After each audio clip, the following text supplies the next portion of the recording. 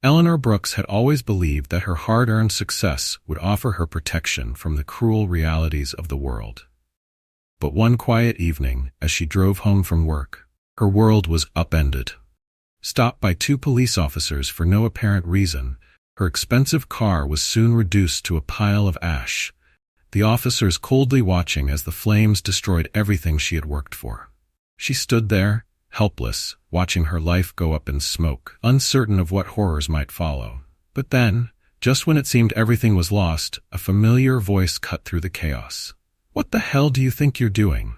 It was Mike Tyson. But why was he there? And could he possibly stop this madness? Before we continue, take a moment to drop a comment and let us know where you're tuning in from.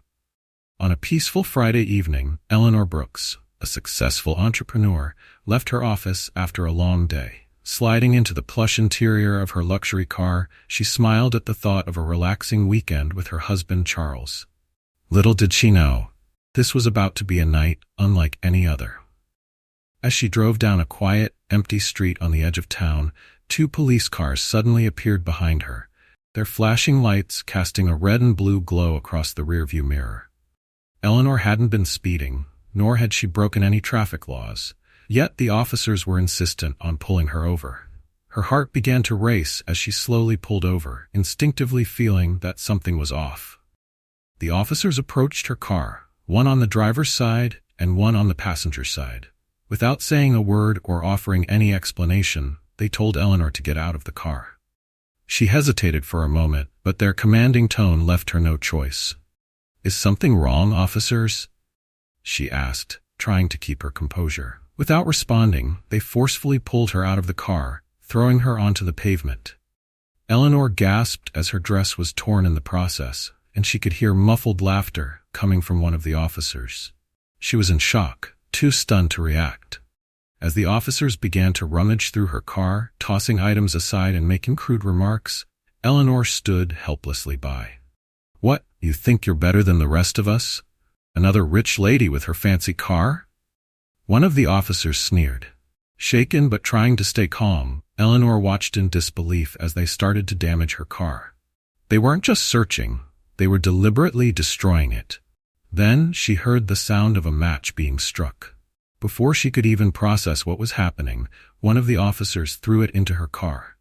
In an instant, flames engulfed her vehicle. Eleanor's heart dropped as she watched her car burn, the thick smell of smoke and melted metal filling the air.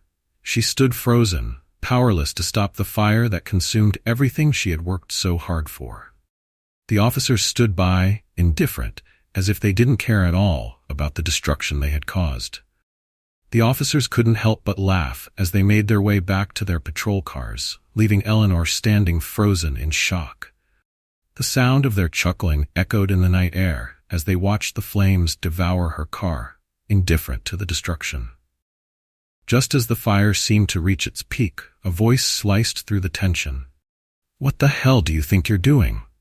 Eleanor whipped around, her heart racing as she saw Mike Tyson, the legendary boxer, step into view, emerging from the shadows like a force of nature. His presence was commanding, his eyes blazing with fury. Though he stood alone, there was no mistaking the authority in his posture. It was clear he wasn't intimidated. "Who the hell are you?" One of the officers barked, clearly taken aback by the unexpected interruption. "I'm someone who won't stand by and watch injustice," Tyson replied, his voice calm but dripping with menace. For a moment, the officers hesitated, unsure of who they were dealing with. Tyson didn't look like a celebrity at first glance. He appeared just like any other person on the street. But as recognition began to dawn, their expression shifted, though they were still unwilling to back down. Eleanor, still shaken, felt a glimmer of hope. Could this nightmare be ending? Before anything could escalate, Tyson took a step forward, his voice growing stronger.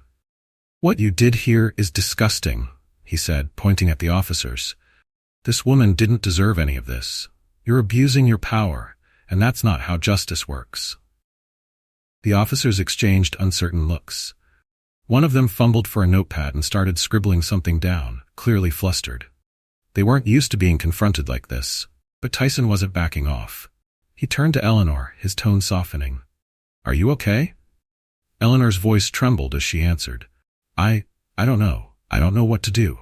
Don't worry, Tyson said with quiet reassurance. You're not alone. As the officer stood there, visibly uncomfortable and unsure of how to proceed, Tyson made up his mind. I'm calling this in, he said firmly, pulling out his phone with practiced ease. He dialed a number and spoke with authority. Yeah, it's me, Tyson said, his voice unwavering. Get someone here right now. There's been an assault, and it's more than that. We're dealing with racism, abuse of power, and a whole lot of corruption. The officers exchanged nervous glances. They could feel their grip on the situation slipping, and it was clear they weren't prepared for what was coming next. But Tyson wasn't finished yet. A few minutes later, a group of higher-ranking officers arrived, along with an official from the local Human Rights Commission. They immediately began questioning the two officers responsible for the incident. The situation was tense, but it was clear that Mike Tyson's intervention had turned the tide. The new arrivals weren't buying the officer's story. The witnesses who had gathered to watch the scene unfold began speaking up, detailing what they had seen. The officers, realizing they were no longer in control, were starting to panic. As the tension in the air grew thick, one of the officers who had been involved in the assault looked over at Mike Tyson, his eyes wide with fear. It was clear they had underestimated the gravity of the situation. But just as the new officers began to discuss what to do next, the worst possible thing happened. Eleanor's husband, Charles Brooks, arrived. Charles, who had been away on business, was the last person anyone had expected to show up. As soon as he saw his wife standing there, the truth of what had happened washed over him. Charles was a man with deep connections, both in business and with the law. He was calm, composed, and perhaps the most powerful ally in the room. When he saw the look of fear in his wife's eyes, his face hardened. "What happened here?" he asked, his voice cold and commanding. Eleanor didn't have the strength to answer, so she just pointed to her car, now completely engulfed in flames. Charles turned back to the officers and calmly asked, "Who did this?" One of the officers, visibly sweating, stammered, We thought." Charles cut him off. "You thought what? That you could get away with it because she's a black woman in a nice car? Is that it?" The officers remained silent. But when Charles revealed his identity, as the owner of a chain of multi-million-dollar businesses and a well-respected philanthropist, the atmosphere shifted. The higher-ranking officers, who had been quietly observing, suddenly became more attentive. They had no choice but to listen. Charles's anger was palpable. "I'll make sure every last one of you is held accountable for this. You have no idea what kind of storm you've just unleashed." What followed next was a whirlwind of legal battles. The incident with the police officers went viral, thanks to Mike Tyson's intervention and the media attention it garnered. People across the country, particularly in the black community, rallied behind Eleanor and Charles, condemning the officers' actions. Eleanor had never been one for public attention, but now she found herself at the center of a national conversation. The truth about what happened spread quickly, and the police officers involved were placed on administrative leave as an investigation was launched. Mike Tyson's involvement also brought his own personal experiences with racial profiling to light, which sparked a broader dialogue about racism in law enforcement. He became a key figure in the movement for justice, and his bold actions that night served as a catalyst for reform in the local police department. For Eleanor, it wasn't just about her car or the damage done to her property. It was about standing up to the system that had tried to break her. It was about showing the world that people like her wouldn't be intimidated or silenced. She became a symbol of resilience and strength, and her story inspired many. While the officers faced disciplinary action, the emotional toll on Eleanor was immense. The trauma of what had happened couldn't be undone, but she found solace in the support of her husband, the media coverage that shed light on the issue, and the community that rallied around her. Charles remained by her side through the legal battles and public scrutiny, offering unwavering support. But the question remained, what would happen to the officers who had done this? Despite the overwhelming evidence against them, they tried to defend themselves. They claimed they had been acting in accordance with procedure, but the video footage and eyewitness testimony told a different story. As the investigation continued, it became clear that their actions had crossed a line. The system they had abused for so long was finally being held accountable. The final chapter of this story unfolded in the courtroom. The officers involved in the assault were charged with misconduct and abuse of power.